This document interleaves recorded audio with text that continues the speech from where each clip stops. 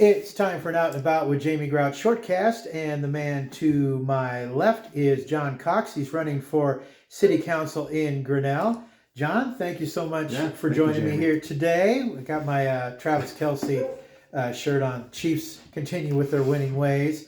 They're going to the Super Bowl, baby. What can I say? You are in a Broncos house, my friend. A Broncos house. We didn't talk about this yet. Okay, all right. I would have thought it would have been an Indianapolis house because you're from Indiana, right? Yeah. Originally Peyton Manning, so Indy Colts. Sure. And then that's sure. moved There you to go. Denver. So, John, tell us a little bit about yourself real quick.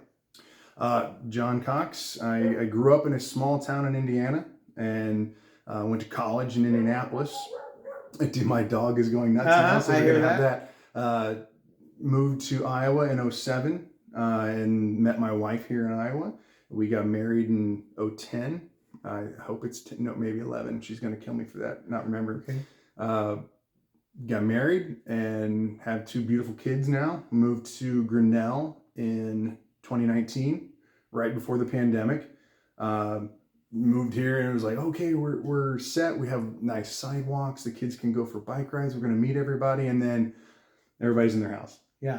But no, we've been staying here since 2019, and couldn't be more proud to call this home.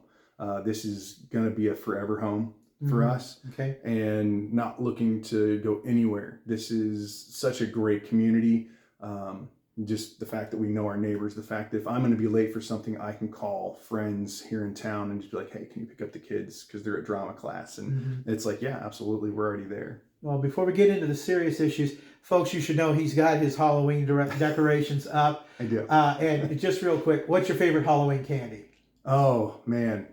Probably, of course, Reese's Cup. Reese's Peanut Butter Cup. Yeah. The guy I work with in the morning on WHO, Jeff Angelo, does not like peanut butter. Can you believe that? Is he allergic? No, he just doesn't like peanut butter. I can't believe it. I know. Is he Canadian? No, he's just a little crazy. That's all. He's not Canadian. No. Yeah, and he wants to help make America great again. I don't get it. So let's get into the serious stuff here. Tell me why you want to run for city council. I know we just got through doing a podcast, and safety on the street in your area is a big concern. Yeah.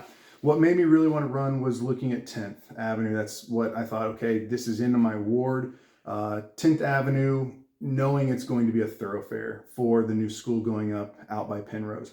It's already a drag strip. I mean, it's supposed to be 25, and it's not a complaint of the police officers here in town because they sit out here and they can ticket almost every time. It is a matter of just having something there permanently to slow people down, because now we're going to have kids. We're going to have kindergartners through fourth grade walking up and down 10th for the whole entire distance, and even on Penrose. So it's looking at sidewalks. It's looking at more lighting to make it safer to be crossing and walking. And it's got to be the entire length. And that entire length is my entire ward. So looking at infrastructure, looking at water and sewer, especially out by the high school or by the new elementary coming in, and looking to make sure that it's expandable. It's going to be great, but also make sure, hey, we're wanting to make Grinnell grow. So we're going to have bigger classes. We're going to have to extend this even more, making sure that's even available. I know that you expressed in the podcast that the population of Grinnell has not grown, right, and that's a concern of yours. I think it's a concern that it's stagnant. I mean, we're not doing anything wrong, but we're not doing anything right. It's very, like, we get people in, but people leave. And one of those concerns, or one of those things I want to look at is the teenage and 20-somethings entertainment. It's hard to find something that will keep them entertained and keep them in town besides going to somebody's house or just going to a bar. And if we can bring more of that in, it'll be more revenue, and they'll stay here instead of going to Des Moines or going to Cedar Rapids. I mean, they're going to do that anyway because it's freedom when you're that age. But what can we do to keep them here and safe from having to drive as well? So what are some of the other issues you're concerned about, John? And budgetarily, we talked about this in the podcast too. What would you want to put money in the budget toward? Because that's a big issue and something you'll have to deal with when you're on the city council. Yeah. The budget issues right now, I mean, I've been to quite a few meetings, and a lot of the stuff is discussed in not the actual meeting at 7 o'clock. So going and sitting in all those, they're all public. So I highly encourage everyone who's concerned about this to go and listen and sit. The agenda's online every week. So budget wise, seeing where the tax revenue is coming in, knowing that we're going to get a push, the more people we can get in town, the more travelers, the more visitors, hometown heroes, just getting that the pork chop of the world for the entire state. The tenderloin, the number one in the state. That's the tenderloin. That's going to make a huge mark, especially for revenue downtown. And you said they ran out of tenderloins. They were doing so well. They did, and only for about 3 or 4 hours. But they publicly apologized. I don't even think they were aware of the influx of. I think Paul and Kaylin are going to have to open up that back room because of how many people are going to be coming, and they're going to be coming all year round. So that's not just a one weekend thing. I'm so proud of them and the Reddings for what they did with that, and just it's really going to pull a lot of people into Grinnell, and that means money for everybody downtown. Mm-hmm. So the more that can happen, the more budget that we can use to work on the streets, work on the stuff that we're talking about on 10th, work on more infrastructure and better water supply lines to the houses. So, all right. So as we wrap up, why should the people of Grinnell vote for John Cox?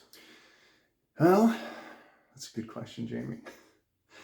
I think being from not Grinnell helps. It's a fresh set of eyes to look at issues that maybe need a fresh set of eyes. Like I said, being stagnant, not growing, and not losing. Okay, how can we improve? How can we have fresh ideas? Also listening, just truly listening to everyone that has concerns or has ideas.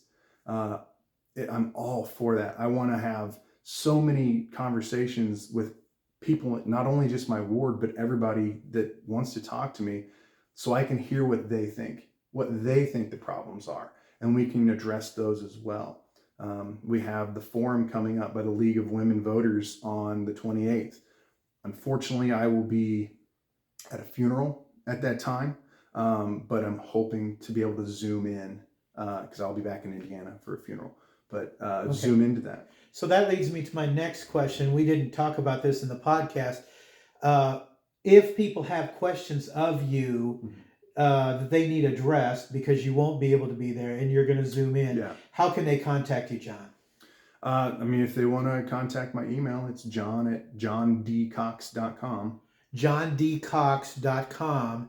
If you have any issues that you want him to address, because people should do their research on folks that they will be voting for or not voting for, as the case might be. johndcox at gmail.com. No, I'm sorry. I got it wrong. I'm sorry. It's john@johndcox.com. john@johndcox.com. Yep. Yeah, got it right.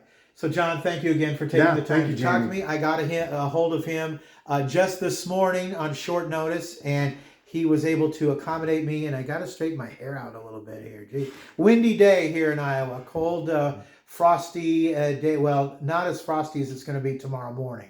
You might have to scrape some frost off your windshield tomorrow morning. But, John, thank you again for taking the time to talk to me. And check out the longer podcasts that we have on outandaboutwithjamiegrout.com.